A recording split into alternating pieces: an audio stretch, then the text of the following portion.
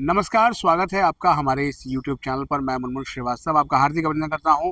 CUT का ये चौथा साल रहा और सीयूटी के नतीजे आने के बाद दिल्ली विश्वविद्यालय में एडमिशन की जो है वो दौड़ शुरू हो गई है। और आप देख सकते हैं स्क्रीन पर मौजूद हैं प्रोफेसर राकेश पांडे। और प्रोफेसर राकेश पांडे किसी परिचय के मोहताज नहीं है। सीयूटी आने के पीछे इनका एक बहुत बड़ा हाथ रहा है। इन्होंने मुद्दा उठाया था कि मार्क्स जिहाद के नाम पर जो है वो कुछ बोर्ड्स नंबर लुटा रहे हैं और उसके बाद मार्क्स को इक्वल स्टेज पर लाने के लिए एक व्यवस्था बनाने की ज़रूरत है। और सीयूटी उसके बाद आया। अब सीयूटी के 4 साल हो गए हैं। दिल्ली विश्वविद्यालय में प्रवेश परीक्षा भी के नहीं होती है। अब केवल सीयूटी के ज़रिए ही यहाँ एडमिशन हो रहे हैं। लेकिन फिर भी बहुत सारी जो है वो दिक्कतों का सामना विद्यार्थी कर रहे हैं। आइए उनसे जानते हैं कि अब वो क्या किस तरह देखते हैं। स्वागत है प्रोफेसर पांडे हमारे चैनल पर। नमस्कार नमस्कार मुनमुन जी। आपने बिल्कुल ठीक कहा कि जो सीयूईटी जब आया था तो उसके पीछे जो मुद्दा उठा था वो यही था कि डिफरेंट बोर्ड्स जो हैं वो जो मार्क्स देते हैं उनमें कोई सेम फुटिंग पे उसकी कैलकुलेशन होती नहीं है। तो किसी एक बोर्ड ने अगर बहुत ज़्यादा मार्क्स दे दिए तो उनके एडमिशन ज़्यादा होने लगे। इस वजह से क्या हुआ, और एक बार तो मतलब सीयूईटी जब शुरू हुआ था उसके पहले तो किसी एक बोर्ड ने 100% ही मार्क्स देने शुरू कर दिए। तो वो बिल्कुल ही अजीब सी सिचुएशन आ गई थी जिसकी वजह से ये सीयूईटी लाने की ज़रूरत थी। लेकिन ये पर्पस क्या सर्व हुआ, मुझे नहीं लगता है कि जिस वजह से सीयूईटी को लाया गया था और जो परेशानियां चल रही थी उसको जिस तरह से एड्रेस करना चाहिए था वो एड्रेस नहीं हो पाया, अभी तक नहीं हो पाया। आगे का मुझे पता नहीं, लेकिन जिस कारण से ये लगा था कि हर एक बोर्ड को एक समान फुटिंग पे उनके मार्क्स को लाने की बात थी, तो कोई ना कोई एक मल्टीप्लायर या मॉडिफाइंग एक ऐसे फैक्टर्स लाने चाहिए थे जिसकी वजह से हम सारे बोर्ड्स को एक समान फुटिंग पे ले आते। लेकिन हुआ क्या, एक तो सबसे बड़ा डिसीजन ये ले लिया कि 12th के मार्क्स को बिल्कुल ही नकार दिया गया कि इनके मार्क्स को हम कंसिडर नहीं करेंगे। और पूरा का पूरा एक तरह से सीबीएसई दोबारा लेने की कोशिश हुई, जो मेरे हिसाब से ये इतना बड़ा स्टेप लेने की ज़रूरत नहीं थी। कोई या तो जो मार्क्स का डेटा है उसी हिसाब से, आजकल आर्टिफिशियल इंटेलिजेंस में कई सारे एल्गोरिथम हैं जिसको यूज़ करके हम सारे बच्चों को, डिफरेंट बोर्ड के बच्चों को भी हम एक धरातल पे लाने की कोशिश कर सकते हैं, जिसको नॉर्मलाइजेशन आप कह रहे हैं ना। सीयूईटी के अंदर जो नॉर्मलाइजेशन की बात, नॉर्मलाइजेशन वहीं पे आप कर देते हैं।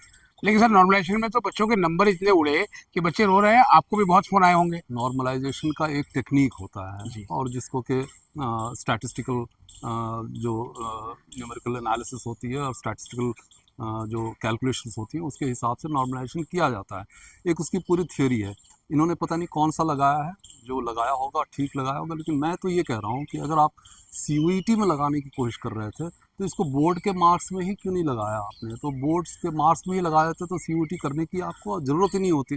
फिर उसी नॉर्मलाइजेशन के हिसाब से आपने जिसको 100 दे देता है कोई बोर्ड, तो आप खुद ही उसको 85 कर देते।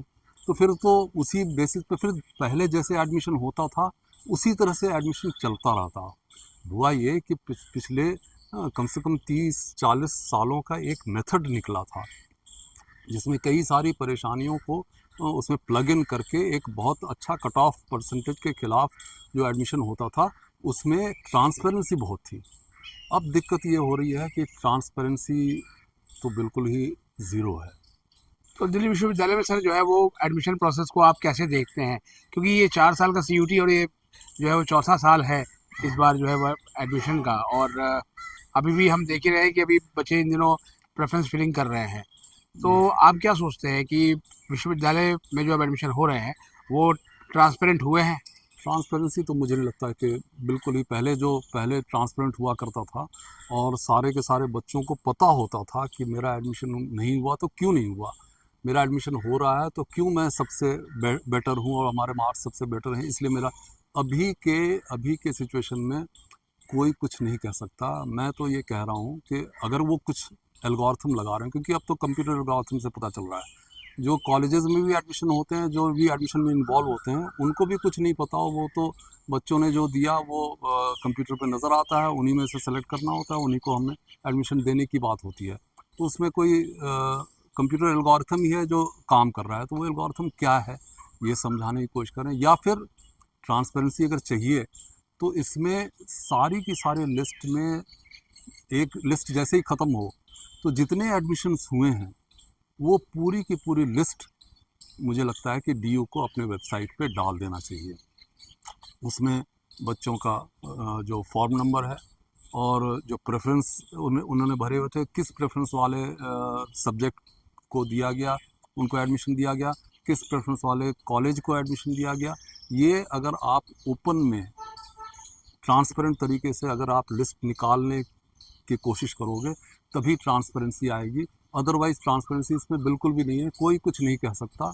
और ये जो लोग कहते हैं, अथॉरिटीज समझाने की कोशिश करते हैं, किसी को समझाया नहीं जा सकता बगैर किसी। अच्छा सर, जो व्यवस्था जिस व्यवस्था में हम लोगों ने पढ़ाई की है और आप इतने सालों से किरोड़ीमल कॉलेज में अध्यापन कर रहे हैं, तो आपको लगता है सर कि कहीं कुछ ऐसा है जो विश्वास जम नहीं रहा?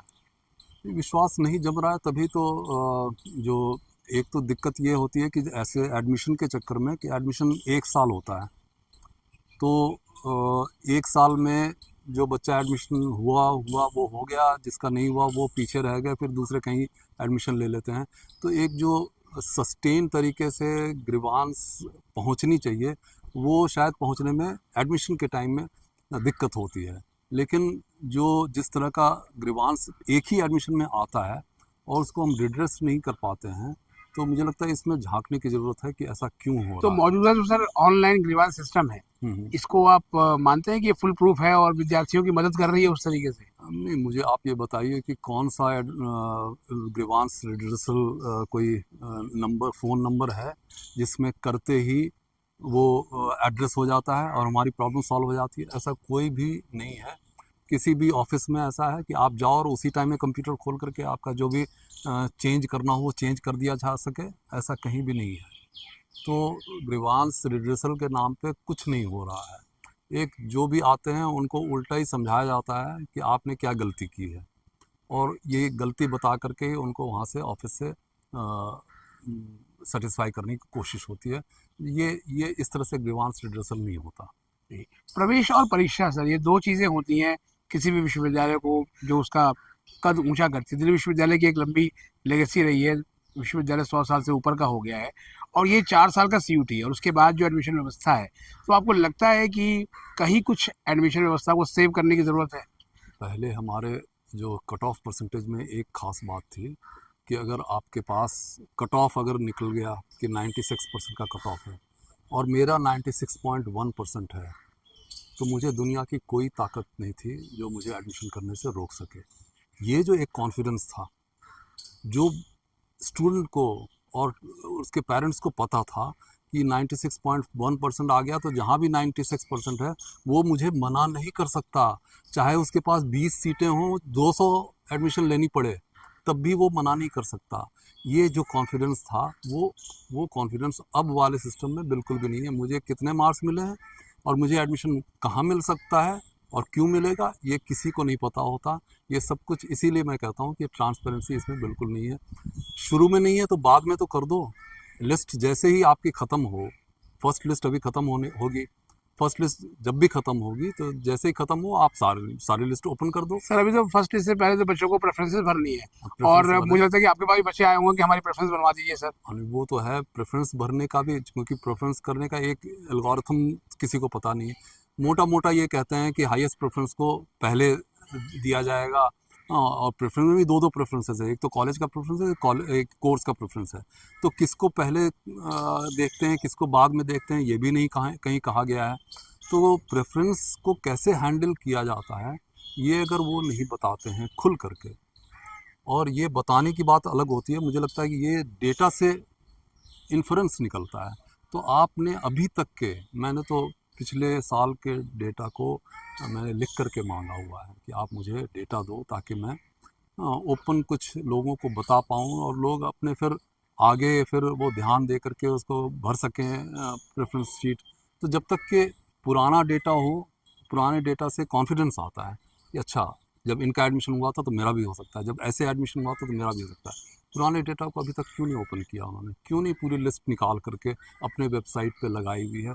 लिस्ट मतलब लिस्ट में फॉर्म नंबर तो हो ही, कौन से सब्जेक्ट में एडमिशन हुआ और वो उसका कौन सा प्रेफरेंस था, कौन से कॉलेज में हुआ वो उसका कौन सा प्रेफरेंस था, और उसके CUET का स्कोर कितना था।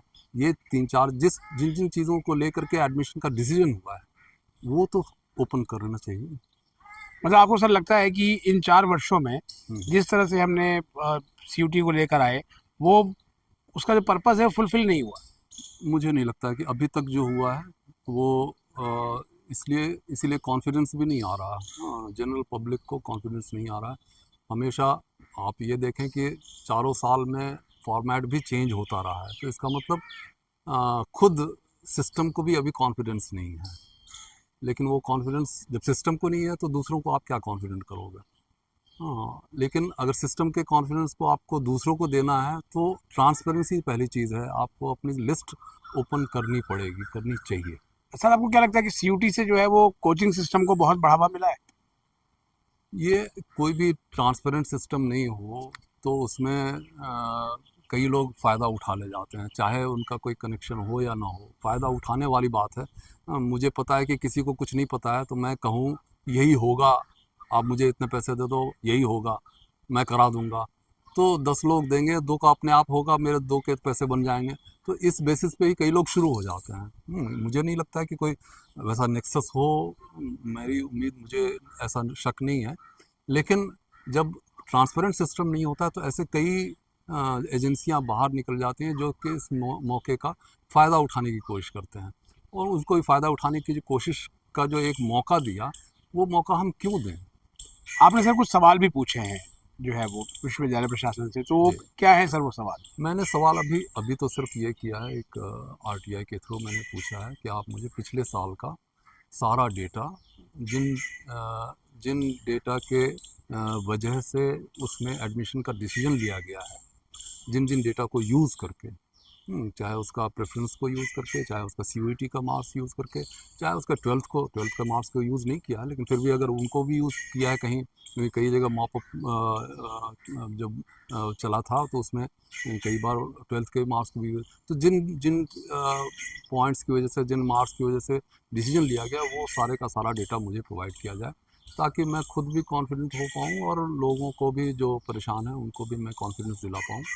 और मेरी अपनी चीज़ नहीं है ये, इस यूनिवर्सिटी के लिए ही अच्छी बात होगी कि यूनिवर्सिटी के सिस्टम में लोगों का कॉन्फिडेंस पैदा हो। अच्छा, एक चीज़ और भी है सर जो है वो ये तो है UG एडमिशन की बात।